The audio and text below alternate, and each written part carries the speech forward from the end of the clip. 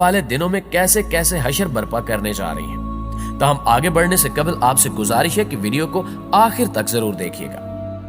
प्यारे दोस्तों, अहादीस में बयान किया गया है कि कयामत के करीब दजाल मुर्दे जिंदा करने का शोभता दिखाएगा।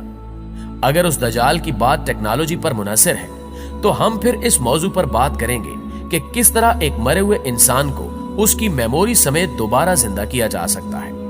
आर्टिफिशियल इंटेलिजेंस 21वीं सदी की वो इनकिलाबी इजाद है जो आने वाले सालों में कई अहम मिशंस में इस्तेमाल होगी।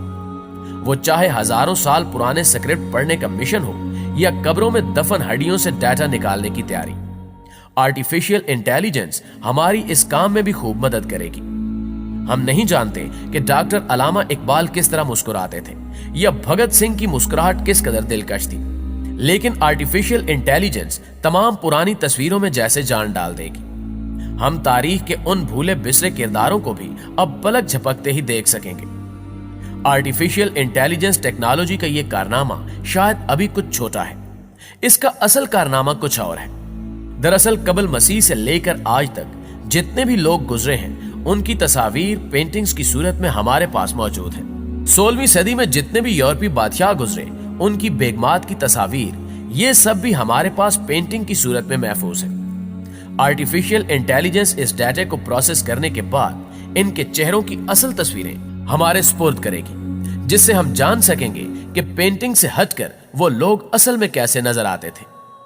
क्या आप इन तस्वीर को देखकर कह सकते हैं कि ये कैमरे की बनी हुई नहीं है या ये लोग 21वीं सदी से बहुत पहले ही इस दुनिया से जा चुके हैं?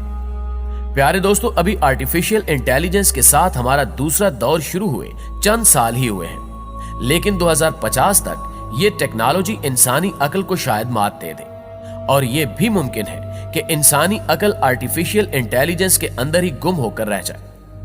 आने वाले वक्त में ये टेक्नोलॉजी आर्टिफिशियल इंटेलिजेंस पर्सनैलिटीज की एक अलग दुनिया बनाने वाली है। यहां अहम सवाल यह पैदा होता है कि वो शख्सियत जो आज से कई 100 साल पहले इस दुनिया से जा चुकी है, उससे ये आर्टिफिशियल इंटेलिजेंस पर्सनैलिटी कितना मिलती जुलती होगी। यानी इसका वो किरदार जो कुदरत ने डिजाइन किया था उससे आर्टिफिशियल इंटेलिजेंस किस हद तक मिलती होगी। और दूसरा अहम सवाल यह है कि इस आर्टिफिशियल इंटेलिजेंस टेक्नोलॉजी को उस पहले गुजरी हुई शख्सियत का डाटा कहां से मिलेगा। साइंसदानों का मानना है कि इंसान एक मेमोरी चिप है जिसमें लातादाद यादाश्तों के कई सिलसिले मौजूद हैं जो उसके दिमाग से होते हुए उसके डीएनए तक पहुंचते हैं। साइंस का कहना है कि एक इंसान अपनी तमाम जिंदगी में जो भी करता है उसकी तमाम मालूमात उसके डीएनए डाटा स्टोर में जेनेटिक कोड की सूरत में महफूज हो जाती है, और अगर कब्र में दफन इन हड्डियों से उन जेनेटिक डाटा को लेकर इनको डिजिटल डाटा में बदला जाए तो हम सदियों पहले मरे हुए इंसान को साइंसी तौर पर जिंदा कर सकते हैं। नाज़रीन ग्रामी, अब आप ये सोचेंगे कि इंसान की 70 साल जिंदगी गुजरने के बाद क्या उसकी जिंदगी का कोई दूसरा सबूत रह जाता है कि वो अपनी जिंदगी में क्या कुछ करके गया। कुदरत जिस सिस्टम के जरिए आपके हाथ पांव और हर उज़्व से गवाही लेगी, वो सिस्टम इस कदर पावरफुल है कि हमारे पास इस वक्त इंतहाई महंगे डाटा स्टोरेज मौजूद होने के बावजूद हम उसका मुकाबला नहीं कर सकते। कुदरत ने जिस इंसानी डीएनए में इंसान का पूरा डाटा रखा हुआ है, ये इंसान के बनाए हुए डाटा स्टोरेज से 300 गुना ज्यादा पायदार और 1000 गुना ज्यादा पेचीदा है, जिसमें मौजूद डाटा को परवाह नहीं कि वो सदियों मिट्टी में दफन रहे या किसी और जगह पर। ये सारी मालूमात हड्डियों में मौजूद डीएनए के पेचीदा निजाम में मौजूद होती हैं, जिसको आज का इंसान भी डीकोड नहीं कर पाया। दरअसल इंसान डीएनए की बुनियादी मालूमात को अभी ठीक तरह से समझ ही नहीं पाया, जबकि खालिक़े कुल रोज़े क़यामत हमारी जिंदगी की फिल्म इसी तरह हमारे अंदर से निकालेगा कि जैसा सब कुछ हकीकत में रूनुमा हो रहा हो। डीएनए में स्टोर होने वाली फिल्म इंसान के दायरे इख्तियार में नहीं है, क्योंकि जेनेटिक कोडिंग डिजिटल कोडिंग से 1000 गुना ज्यादा मुख्तलिफ होती है।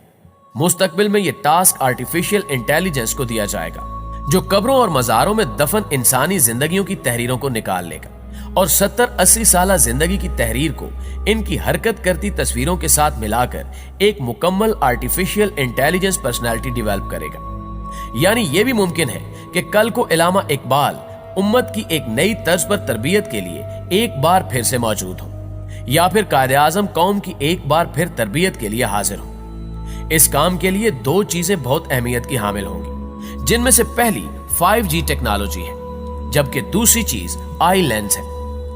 ये आई लेंस इसलिए जरूरी है ताकि आर्टिफिशियल इंटेलिजेंस पर्सनैलिटी को आप कहीं पर भी इस्तेमाल करने की सलाहियत हासिल कर सके। नाज़रीन मोहतरम, आपको यह बताना भी जरूरी है कि इसके लिए आपको किसी प्रोजेक्टर या 7D होलोग्रामिक प्रोजेक्टर की जरूरत नहीं होगी।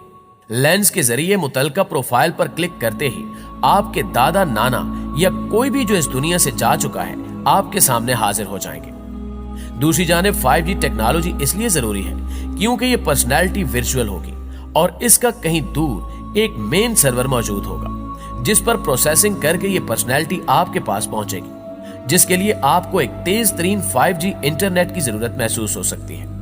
यूं ये दजाली टेक्नोलॉजी कुछ भी मुमकिन बना देगी। लेकिन आखिर में एक अहम सवाल यह है कि क्या इंसान ये टेक्नोलॉजी इजाद कर पाएगा और क्या मरे हुए इंसान के डीएनए को डीकोड किया जा सकेगा? इसका जवाब आप दोस्त भी कमेंट में हमारे साथ शेयर जरूर कीजिएगा। इंशाल्लाह आपसे मुलाकात होती है अगली वीडियो में। तब तक अपना ढेर सारा ख्याल रखिएगा। अल्लाह निगहबान।